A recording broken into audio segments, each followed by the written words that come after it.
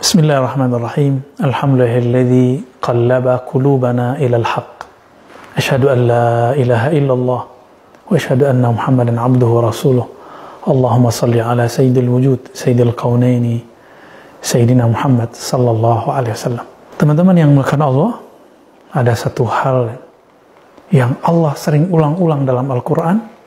Jika kita kumpulkan, hampir mendekati 200 kali Allah berbicara, bahkan mungkin lebih, yaitu tentang qalbu. Baik dalam bentuk plural, kulub, atau qalbun, yang sudah jadi masuk dalam bahasa Indonesia, kalbu. Jangan salah membaca, kalbun pakai kaf menjadi kalbun, si guguk, dog, anjing. Tapi ini pakai qaf, qalbun. Qalbu ini disebutkan di dalam Al-Quran. Bahkan awal-awal surat dari Al-Baqarah itu memulai dengan itu. Fi qulubihim marad. Ya. Allah bercerita tentang orang-orang munafik, bahkan orang kafir sebelumnya. Khatamallahu ala qulubihim. Allah mengkhatam, menutup, mengunci mati kalbu orang kafir. Sedangkan orang-orang yang munafik, barangkali ada kemunafikan dalam diri kita. Insya Allah kita tidak masuk kepada kekufuran, tapi barangkali di dalam diri ini ada kemunafikan.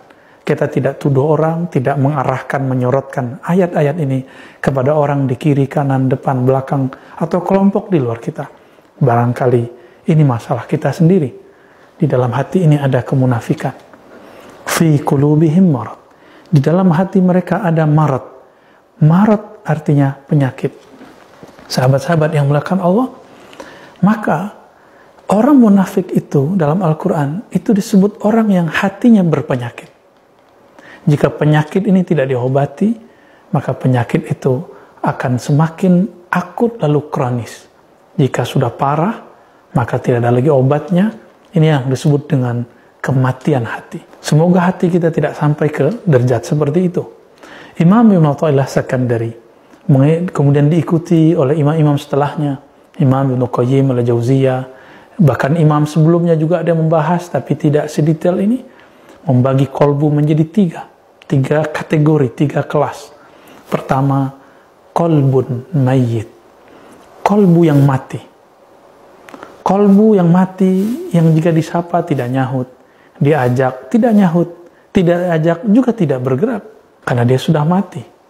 Kolbu inilah yang dikatakan dalam Al-Quran, Innal ladzina kafaru sawa'un alaihim.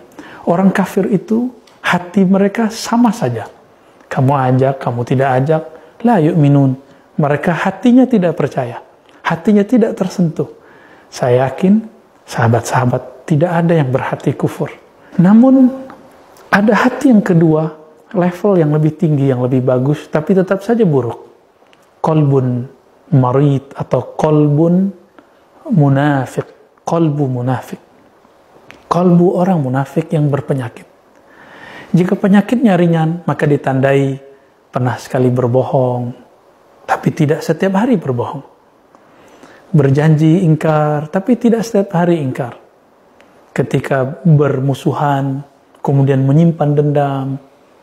Ketika diberi amanah, kemudian mengkhianati. Nah, orang-orang seperti ini, jika masih 1-2 sifat munafik, namanya di kolbunya ada penyakit. Tapi itu secara zahir.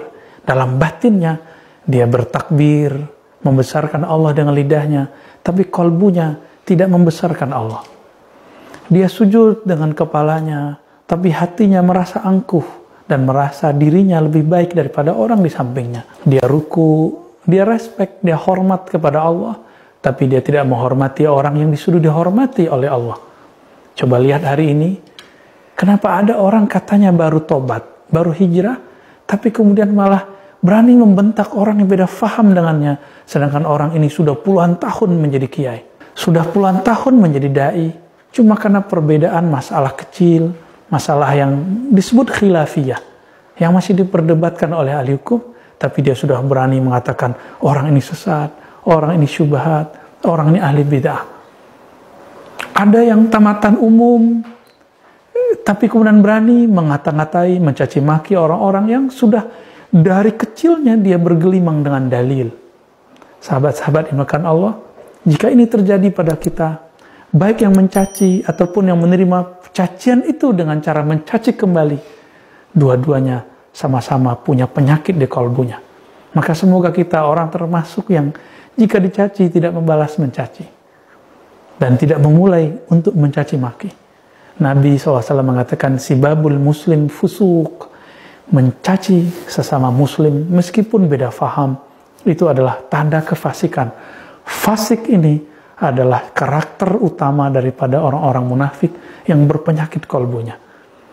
Sahabat-sahabat yang melakukan Allah, teman-teman, ada karakter ketiga. Semoga hati kita Allah angkat dan Allah bersihkan, Allah sembuhkan menjadi kalbu yang ketiga. Kalbun salim, kalbun sahih. Kalbunya para nabi, kalbunya para sahabat nabi, kalbunya para pewaris para nabi. Meskipun kita nggak sekolah agama, meskipun kita tidak hafal Quran, tidak hafal 1000 hadis, 42 hadis, tidak apa-apa. Tetapi di kalbu jangan menyimpan pengkhianatan kepada Allah, merasa sombong kepada makhluk Allah, lalai mengingat Allah Subhanahu wa taala, merasa diri lebih pintar dari makhluk-makhluk Allah.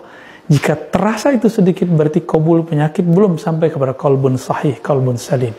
Salim dari kata salamah.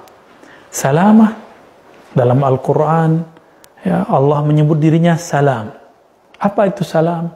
Imam Abu Hamid Al-Ghazali, Imam Al-Kushairi, Imam Zarruq dalam kitab Syarah Asmaul Husna mereka menyebutkan makna salam secara bahasa Arab, yaitu bara'atun min al-awrat wal-uyub, terlepasnya kolbu, terlepasnya Allah. Kalau itu assalam Allah, Allah terbebas maha suci dari aib, dari aurat, dari hal yang jelek, hal yang rendah.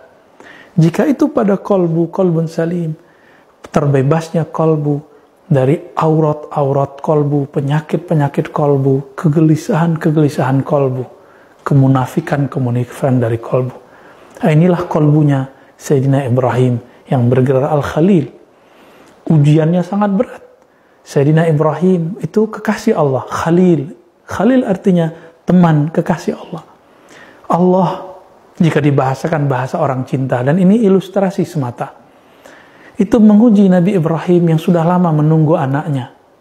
Ternyata anaknya lahir, beliau sudah tua. Di saat beliau sedang asik, sudah menikmati punya anak keturunan.